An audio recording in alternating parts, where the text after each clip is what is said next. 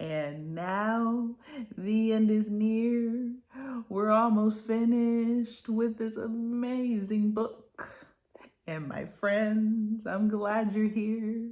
Just so you know, I read it my way. Hey everyone, welcome back to my channel. It's Christine with Read.Pray.Disney. Here on this channel, we like to talk all things Disney, from planning to packing to pins to books. So today, if you notice, we're joined by our friends from the castle.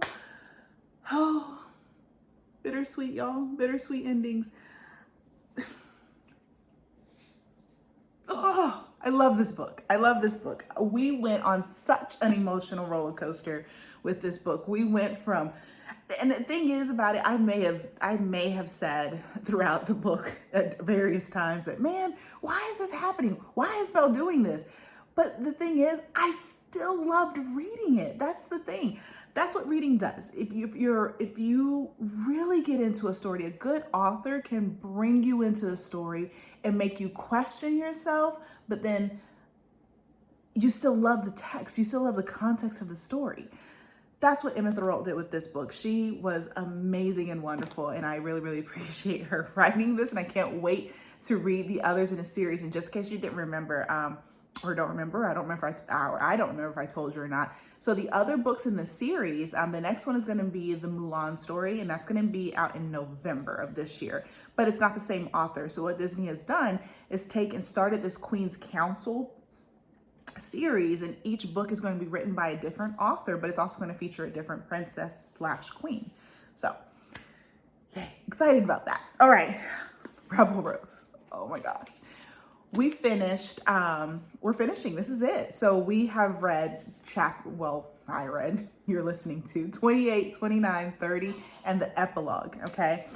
All right, so when we left off with 27, remember, they were running off to the kitchens because shots were fired, and Bastian, he has been unveiled for the treacherous person that he is.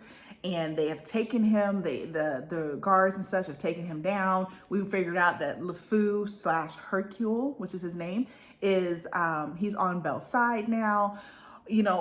All of this stuff is unraveling, right? And now we're getting to the end where, okay, so how is this all going to resolve out? So for 28, they went to the kitchens because they still weren't necessarily out of danger yet. Remember, there's still a lot of, not necessarily spies, but people that infiltrated the castle. They were wearing guard suits and so forth that were on Bastian's side. So they're still trying to go through and flush all of these people out. So it's going to take some time. It's a big castle, right? So in the meantime, they go to the kitchens, and in the kitchens, Belle thought she was going to eat something, but then stuff just keeps happening some more. And so they get ushered, Belle and Leo get ushered to a closet. They get ushered into this closet, and, funny thing, y'all, and I guess we knew this because when in the animated version, the castle people, when we talk about Lumiere and Cogsworth, they are G's, y'all. They are some gangster little guys. They hold down this castle. So they usher Belle and Leo off into a closet, and Belle's like, hey, are you guys coming with us? They're like, no, our duty is to the castle and to defend the castle. You guys should stay here. And they go off and they defend the castle. And it was just, so much love for them too, so much love. But anyway, Belle and Leo are in this closet, and of course now they have time to talk. So Belle tells Leo everything. She tells him everything from all the way back in Paris. She tells him about Aurelia. And I keep saying to his credit, but Leo he was like, I don't think we should trust her. Like he's starting with this, I don't think we should trust her and so forth. She's like, stop, let me talk, let me finish. And I was like, dang, Belle, go ahead. So she tells him about the mirror shop. She tells him about the vision. She tells him about Bastian and the different things along the way. She tells him about Marguerite. She tells him about LeFou, and he was caught up with LeFou for a minute. He's like, I didn't know, there's no why is he even here? What's the deal with him? We can't trust him. She's like, yeah, we can. You know, you need to step aside and he's like, but he tried to kill. Doesn't matter. Trust me. If you trust me, know that I trust him, you know? And so she explains LeFou's backstory, or let's not call him that, Hercule's backstory to Beast. And something I give credit to our author, because she mentions these different things about various people's romantic love interests. And I like what she did here. She wasn't necessarily making an overt statement about, you know, so whether or not what you feel about how people romantically are involved with other people, it doesn't matter, because it doesn't affect the story. It doesn't change the story in any way. It's still a really good story. She makes it as a statement of fact. Belle says specifically to Leo that it's not our business. Essentially, it's not our business what he feels or what, you know, whatever that is. The fact of the matter is that we can trust him, and he's a good person. He made mistakes, but he's making up for it. Okay. Thank you. I like that. I like the fact that, you know, I just appreciate her approach to it. And that was really cool. And I like the fact that she has different characters that we can see. I'm getting ahead of myself, but I like the fact that she has different characters that a lot of people can, you know, connect to on a different level, on various levels. So I really appreciate that about her writing. And I feel like that was intentional. She's being inclusive intentionally, which thank you. I appreciate that. Okay. So anyway, Belle's telling Leo about all of this stuff, everything that's been going on. And he tells her about, y'all, Aurelia's been coming to Leo too in his dreams. She has been telling him in his dreams that he needs to go back to Belle, which is why he came riding back. Remember, he wasn't supposed to be back. He was very early, and he rode up by himself. And it was because of Aurelia and her dreams, in his dreams telling him that he needed to ride back to Belle. And so the other thing is that Leo he's like, but yeah, she still cursed me, you know, there's that. And she's like, I was like, no, yeah, that was wrong. And she admits that it was wrong. But Belle also mentions that she doesn't think she would have changed anything. You know, as messed up as it was, it led to the outcome that needed to happen. All right. So yeah. So they are let out of the closet, so to speak. And Cogsworth comes up and he's tattered and battered and so forth. And Belle's like, Cogsworth, you okay? He's like, yes, I defended the castle. I'm telling y'all, if you pick up this book, the whole you fall in love again with Cogsworth and Lumiere, and the fact that they are truly, genuinely good people, and they have nothing but the best interest for Avion and the kingdom at heart, and they're just amazing guys. So they go on. They leave the closet, right? So they come and they're told that, or Belle and Leo are told that essentially everything's on the calm now, you know, that they still sending search parties through the castle just to make sure no one's in any nooks and crannies and rooms and so forth.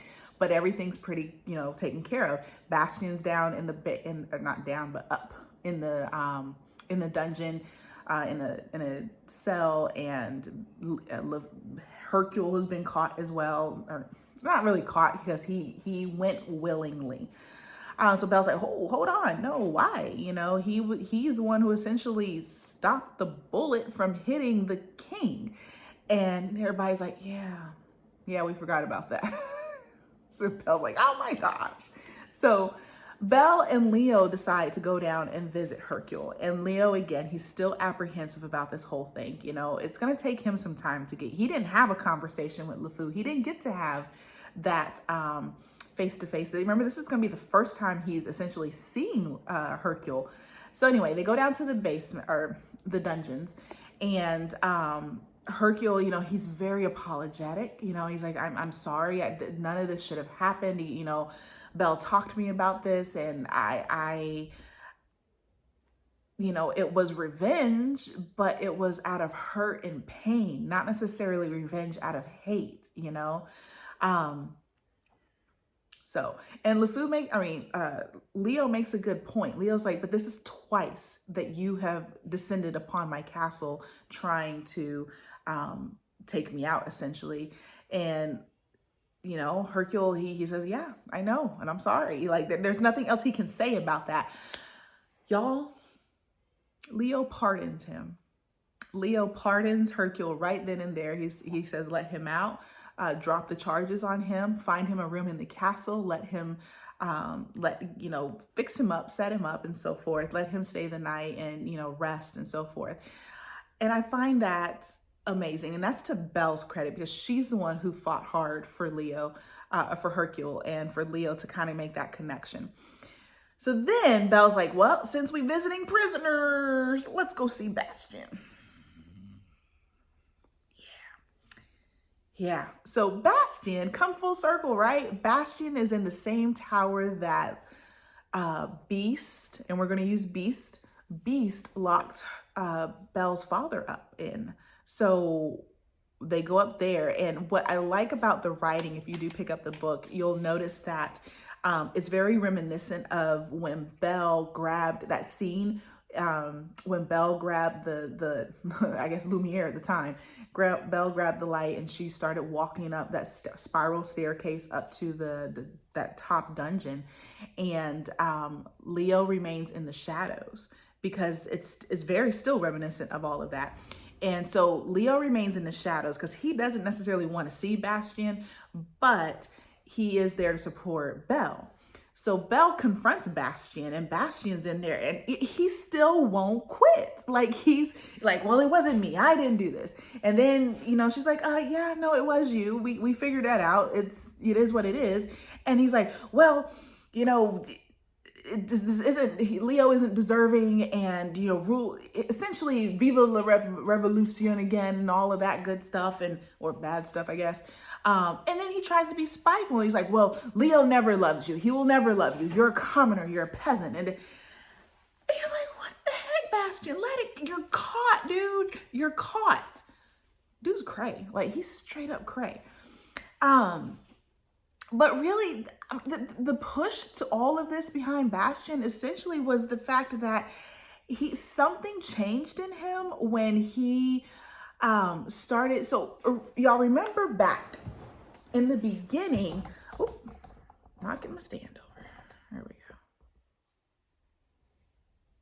go. Okay, so y'all remember back in the beginning where Bastien, when Belle had left Bastien's house back in Paris, and she was wandering along and she ran into the mirror shop, and then as she got so frightened and scared, she ran out of the mirror shop and she ended up in the riots, right?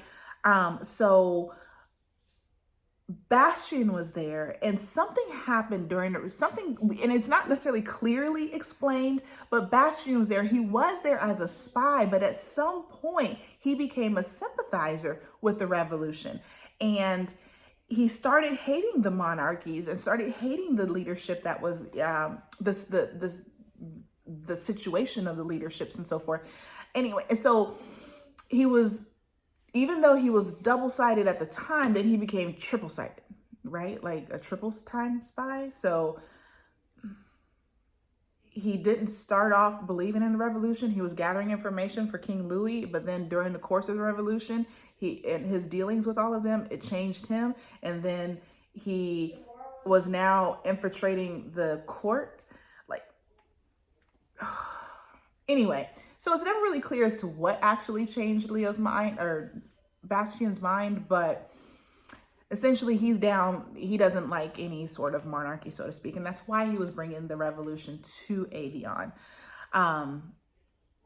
Which Belle, she says something. She goes, he could have done it differently. Why even make Leo king just to take him out? Because remember, that was Bastien's idea, so Bastien cray. But all said and done, Bastien, they decide to leave him there in the tower forever. Essentially, he's going to be their prisoner forever, which I don't know if that's a good idea, because I figure you know, if this series were running like any other book series, where a sense where you're not necessarily an anthology where you're changing the storyline each book, I feel like Bastian would somehow get out and start stuff all over again.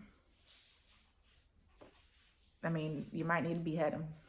Just saying, you might need to kill him, but we'll see how that goes. I don't even know if it'll ever play back out. I don't know if it'll circle back to Avion and so forth, but I don't know. Anywho, so in chapter 30 in the epilogue, essentially, Belle comes to the realization that she, you know, I mean, we know this before, that she wants to be queen. So they leave from the towers and so forth, and Cogsworth steps up again. He's like, hey, you guys might need to go back to a secure place because there's a whole lot of people outside.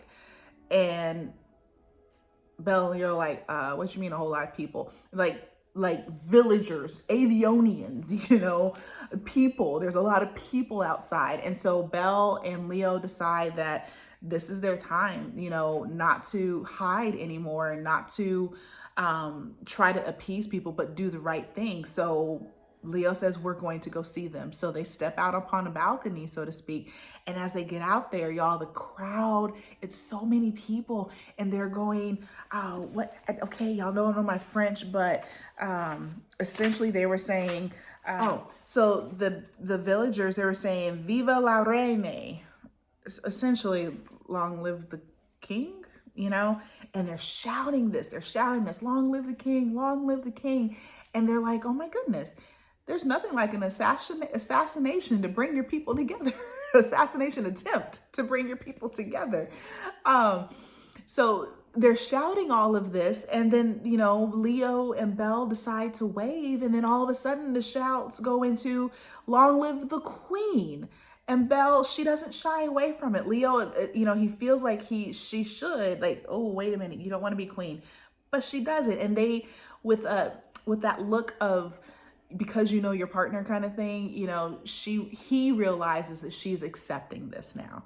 So yeah, but I did miss one thing that I want to say to you. So in chapter 30, right before they stepped out on a balcony, Belle thought of Aurelia, who had set them on a path toward each other some 10 years before. Belle was beginning to understand why Aurelia had done what she did. Sometimes sacrifices had to be made to turn the world into a better place. And while Belle could not speak for her husband, she knew in her heart that she wouldn't have changed a thing, which was what I was referencing earlier, that that acceptance of sacrifice. That's a heck of a sacrifice, though. 10 years as a beast, you know, that I don't know if that's a worthy enough sacrifice, but it is what it is. So anywho, in our epilogue, Belle gets crowned. You know, her dress is described as reminiscent of her gold dress, which, you know, I am missing. Any of y'all out there and have the yellow Belle dress and willing to, you know, send it along, let me know. But here's one. So reminiscent of her yellow dress, okay. I like to imagine that it's all kinds of sparkly like this, but I don't know if her yellow dress is that, her coronation dress, but I just like to think it looks like this because it's so pretty. Oh, and this is we got this at one of those stores when we went to Florida.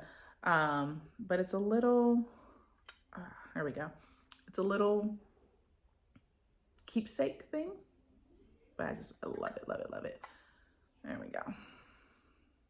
So one of those resale stores. We picked it up there. It's so gorgeous, so pretty. There we go. So anywho, yeah, and that's it. The coronation happened, and our last sentence is, they all live happily ever after, the end. Yeah, so Belle and Beast, they do decide, I guess it's also worth mentioning that Belle and Beast, they decide that they're going to do a two-party system, so that they're going to allow commoners to be a part, because she does chastise Louis, Leo. She tells him, she's like, dude, you grew up learning to being above everyone else. All of your noblemen have been above everyone else. So how is it that you plan on ruling a kingdom with all of these people, with the advisory committee that grew up being above everyone? but the majority of your kingdom is not that. You know, it doesn't make sense. It's not representation. She goes, I was one person on a council of 7. One versus 7 people, one voice for as many commoners as they are in Avion. She says that it wasn't fair. So what they decided to do was essentially do like a 2-party system where they have equal representation, essentially. It's still going to be a kingdom, but they are definitely making strides to get the people heard. And that's all Belle. That is all Belle, right? So yeah, that's it, guys. How do y'all feel about it? Like, that took us on the roller coaster of a lifetime. Like I said, I telling you guys what I enjoyed about the book was how our author, she really, really, really tried to be inclusive. We had our people of color, which were Marguerite and her brother Aurelian. We've had people of different relationship origins. You know, I felt like it was a good story, a really good story. Also, Belle's father, y'all, he was traveling the whole daggone. And I laughed when I read it because I thought of my mom. My mom and I had this conversation. Where the heck is her father? I guess because he had really no purpose in the story. There was no really place to put him. So I guess, and I missed it at the very beginning. They said that he was traveling. So the day of her coronation, he shows up. The day of, right? Okay, so you're gone this whole time. All this craziness happening. But okay, whatever. But yeah, we got our happily ever after. So look forward to book 2 in this when it comes out in November. But in the meantime, remember, next week, we're starting Evil Queen. So get your poison apples ready. Get your refresh. Go back and watch Snow White, because I went back and watched Snow White just to make sure the original Disney Snow White. I feel like I want to go back and watch Once Upon a Time. I need to figure out what kind of where she's spinning this from. Is it just from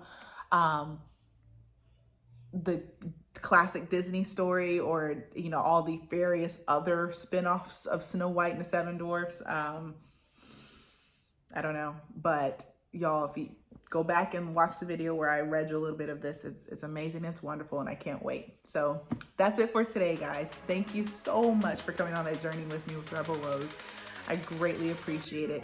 And as always, go ahead and hit a like and subscribe. Comment down below. Let me know what your final thoughts are on Belle. And do y'all like how it ended up? Do you think there should have been more? Do you think they should behead Bastion? I think they should behead him. Maybe I'm being a little too harsh, but I think they need to get rid of him. Whatever. Either way. But I'd love to hear from you guys. Comment down below. Let me know. And as always, guys, remember, I am praying for you, and have a magically blessed day. Bye.